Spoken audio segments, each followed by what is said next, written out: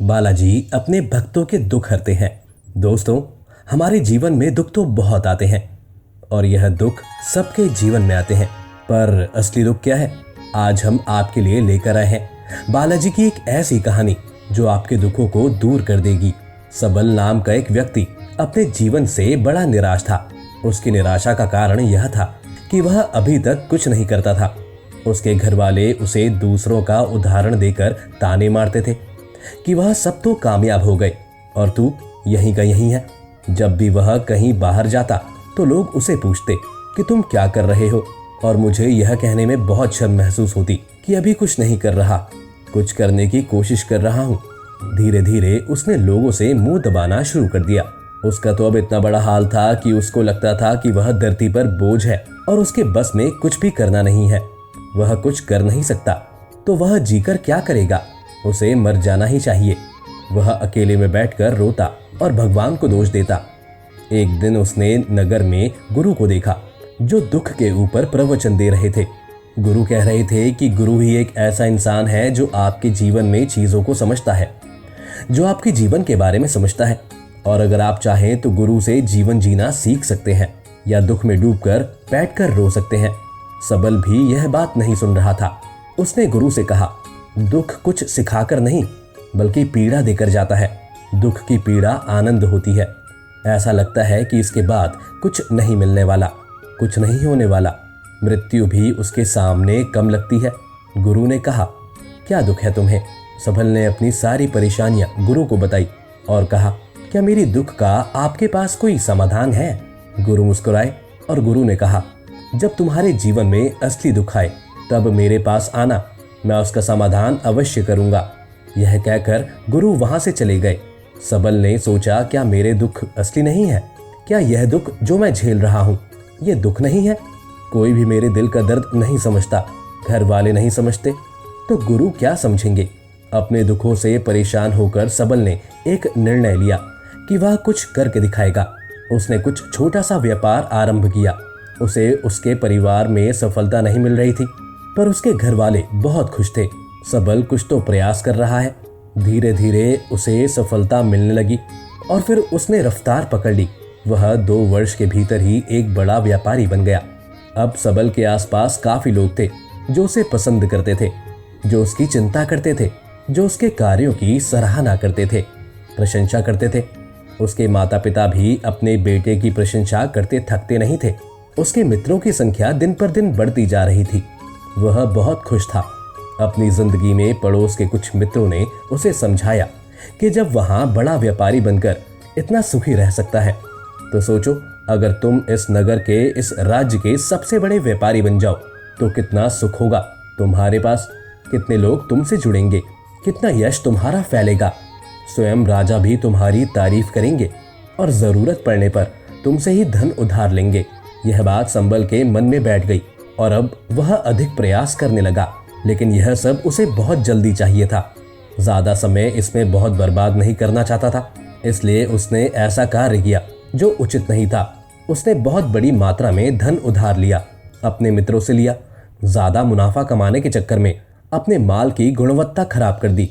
उसके मित्र जैसा समझाते गए वह वैसा करता गया। दूसरे व्यापारियों के खिलाफ षड्यंत्र भी रखे। अब उसके जीवन का सुकून कहीं चला गया था।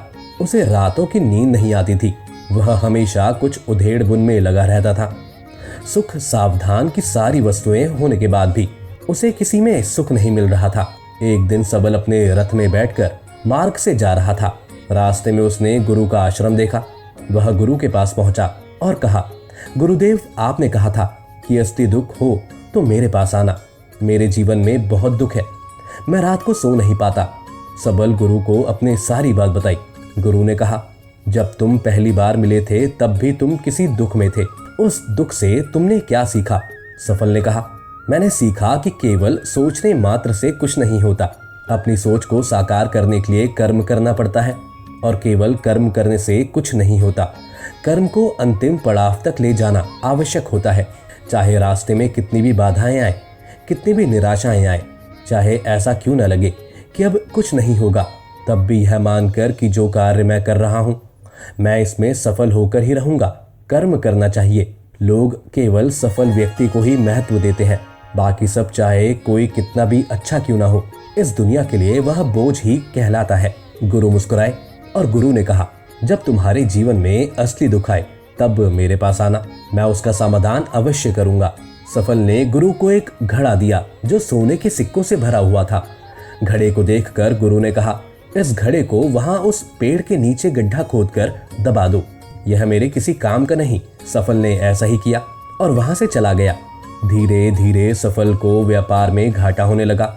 उसकी धन संपदा धीरे धीरे घटने लगी और एक समय ऐसा आया जब उसके ऊपर बहुत कर्जा हो गया, पर वह निश्चिंत था क्योंकि कर्जा उसके मित्रों द्वारा ही उसे दिया गया था। वह सोचता था कि उसके मित्र उसके बुरे समय में उसका साथ देंगे, पर ऐसा कुछ नहीं हुआ। सबसे पहले मित्रों ने ही उसका उधार धन उससे मांगना शुरू किया। न देने पर जान से मारने की धमकी भी दी। उसके शुभचिंतक, उसके चाहने वाले सब उससे दूर हो गए। उसके पिता उसकी गलतियों को गिनवाने लगे। उसकी सारी संपत्ति नीलाम हो गई। उसके पास कुछ नहीं बचा। उसने अपने पिता से सहायता मांगी। पिता ने कहा, मेरे पास यह थोड़ी सी संपत्ति है, अगर मैं तुम्हें यह देता हूँ तो मैं तुम्हारी माँ को कहाँ रखूंगा। हमारा आखिरकार सहारा यही संपत्ति है। उसके जीवन में बहुत गहरा दुख था। उसके आसपास कोई भी ऐसा नहीं था जो उसे संभाल सके। लोगों से मिले इस धोखे की वजह से वह टूट गया था। लगता था कि जीने का कोई मतलब नहीं है, मृत्यु ही एकमात्र सहारा है। वह मरने के लिए एक नदी की तरफ जा रहा था। तभी रास्ते में उसे याद आया कि गुरु ने कहा था कि जब उसके जीवन में असली दुख आए तो वह उनके पास आए और वह उसके दुख का समाधान करेंगे। सफल गुरु के पास वह गया और उसने गुरु को सारी बात बताई और कहा कि मेरे दुख का समाधान कीजिए। गुरुदेव ने कहा, जब तुम्हारे जीवन में असली दुख आए तब मेरे पास आना, मैं उसका समाधान अवश्य करूंगा। सबल ने कहा, असली दुख क्या होता है गुरुदेव? क्या अब जो मेरे पास जीवन में घट रहा है वह दुख नहीं है? गुरु ने कहा, पहले तुम यह बताओ कि तुमने अपने इस दुख से क्या सीखा। सबल ने कहा, जो लोग तुम्हारी तरक्की के साथ, तुम्हारी सफलता के साथ तुम्हारे साथ साथ आए हैं वह तुम्हें धोखा देंगे, क्योंकि तुम्हारे बुरे समय में वह तुम्हारे साथ नहीं रहेंगे बल्कि तुम्हारा फायदा उठाएंगे। भरोसा केवल उन्हीं लोगों पर करना चाहिए जो तुम्हारे बुरे समय में, असफलता के समय में तुम्हारे साथ खड़े रहें। और ऐसे लोग बहुत कम ही देखने को मिलते हैं। जिन्हें मिलते हैं उन्हें हमेशा उनकी कद्र करनी चाहिए। कभी किसी के खिलाफ षड्यंत्र नहीं रचना चाहिए। ईमानदारी और धैर्य के साथ काम करना चाहिए। लालच नहीं करना चाहिए। गुरु ने पेड़ के नीचे गड्ढा खोदकर घड़ा निकाला जिसमें सोने के सिक्के भरे थे और वह घड़ा सवाल को दे दिया और कहा, जब असली दुख हो तभी आना। सबल ने गुरु को प्रणाम किया, धन्यवाद दिया और वह घड़ा लेकर चला गया। उस धन से उसने दोबारा व्यापार शुरू किया और अब वह छोटा सा व्यापारी बनकर ही खुश था और ईमानदारी से काम करते करते वह एक बड़ा व्यापारी भी बन गया। हालांकि इसमें उसे अब कुछ समय लगा, लेकिन अब वह खुश था। उसका जीवन खामोशियों से भरा था। लेकिन आप कितने ही अच्छे हैं, कितने ही अच्छा काम करते हो, दान करते हो, पुण्य करते हो, लोगों की मदद करते हो। जीवन में दुख सबके आता है, तो संभल के जीवन में भी दुख आया। उसके माता पिता की मृत्यु हो गई। वह दोनों एक ही दिन मृत्यु को प्राप्त हो गए। सबल अपने माता पिता से बहुत प्रेम करता था, इसलिए उससे बहुत गहरा धक्का लगा। वह उन्हें शमशान में ले गया, वहां पर उनकी अंतिम क्रिया की। सबल उन्हें चिता में जलते हुए देखकर उसका मन बेचैन हो गया। उसके मन में हजारों सवाल खड़े हो गए। वह घर वापस आया तो उसने अपने माता पिता की संपत्ति को देखा जिसके लिए वह हमेशा लड़ता रहता था। आज वह लावारिस पड़ी थी। उसकी देखरेख करने वाला कोई था ही नहीं। वो चले गए थे। उसके पिता ने जो भी इकट्ठा किया था सभी यहीं रखा था। एक दिन पहले तक सब लड़ने के लिए तैयार थे, पर आज नहीं। उसका मन बहुत बेचैन हो रहा था। लग रहा था कुछ अकेलापन है, कुछ है जो समझ नहीं आ रहा। इसलिए वह गुरु के पास पहुंचा। गुरु ने सबल को देखते ही कहा, क्या कोई दुख है? सबल ने कहा, जीवन में वैसे तो कोई दुख नहीं है गुरुदेव, सब ठीक है, सब सुख है, पर आज मेरे माता पिता की मृत्यु हो गई और मेरा मन बहुत दुखी है। गुरु ने कहा, इसमें दुखी होने वाली क्या बात है? एक दिन सबके प्रियजन को मर जाना है। जीवित तो यहाँ कोई नहीं रहता और तुम भी एक दिन मर जाओगे। हो सकता है कल, या कहो आज, या कहो अभी। सबल ने कहा, गुरुदेव आप यह क्या कह रहे हैं? अभी तो मैं जवान हूँ। गुरु ने कहा कि इस प्यारे से भ्रम में तो सब जीते हैं। मृत्यु तो बूढ़ों को ही आती है, पर उनके सामने ही सब ये मृत्यु बूढ़ों को जवान मार जाते हैं, बच्चे मर जाते हैं। मृत्यु का किसी की उम्र से कोई लेना देना नहीं है। गुरु के मुख से यह बातें सुनकर सबल चुपचाप वहां से चला गया, पर उसका मन जैसे बेचैन हो गया था। वह कुछ खालीपन सा महसूस कर रहा था।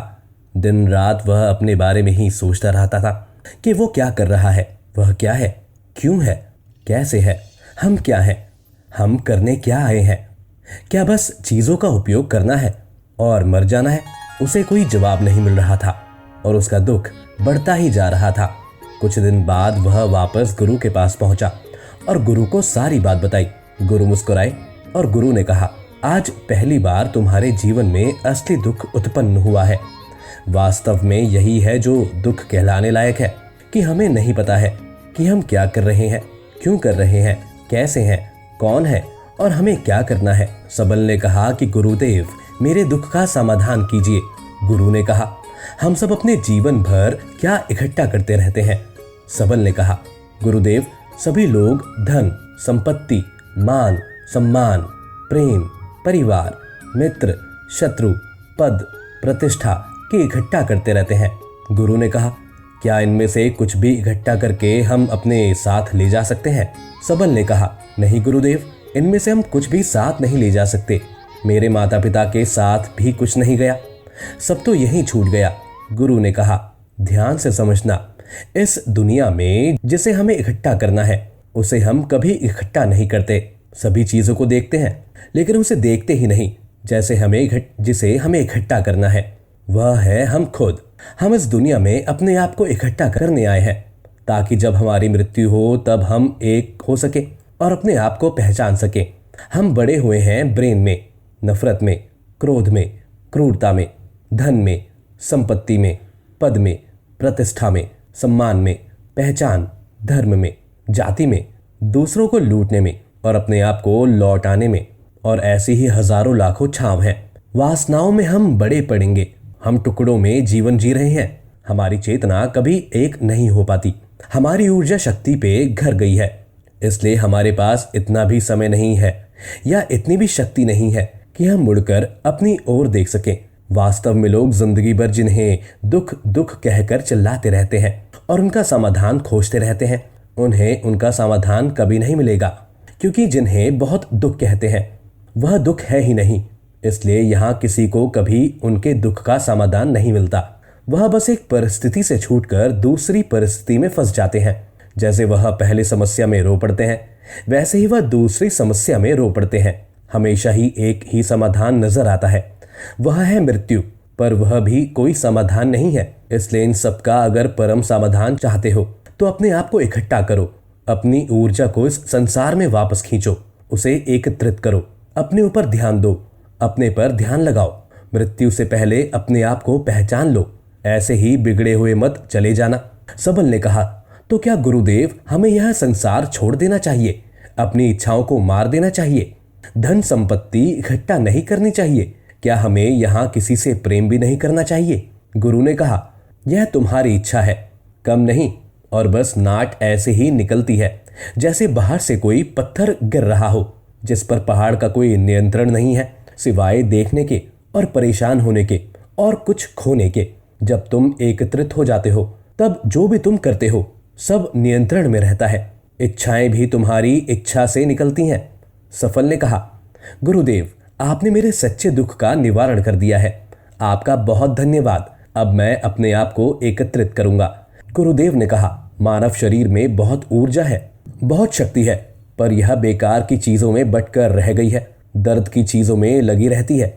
यहाँ ऐसे भी है जैसे एक शक्तिशाली मशीन किसी बच्चे के हाथ में दे दी गई हो। जैसे आपने कभी देखा होगा कि बच्चे कभी कभी बाइक पर या कार में बैठकर उसे चलाने का नाटक करते हैं क्योंकि उन्हें इतना ही पता है। ऐसे ही हम शरीर को चला रहे हैं, इसकी सही शक्ति का इस्तेमाल तो हम कभी कर ही नहीं पाते। खुद को एकत्रित करने का मतलब यह नहीं होता कि हम संसार को छोड़ दें, सन्यासी हो जाएं या झोला उठाकर कहीं चले जाएं या अपने लिए या अपने बच्चों के लिए धन संपत्ति ना इकट्ठा करें। इस कहानी का निष्कर्ष यही है कि हमें अपने जीवन में अपने लक्ष्य की ओर बढ़ते रहना चाहिए। जो दुख की घड़ी में आपका साथ देता है वही आपका अपना होता है। इसलिए लोगों से सदैव दूरी बनाकर रहना चाहिए। क्योंकि वह केवल आपके सुख में आपके साथ रहेंगे और आपके दुख में आपका मजाक उड़ाएंगे। इसलिए ऐसे लोगों से दूरी बनाकर चलना ही बेहतर है। बालाजी आपकी मनोकामनाएं पूर्ण करें। जय श्री बालाजी।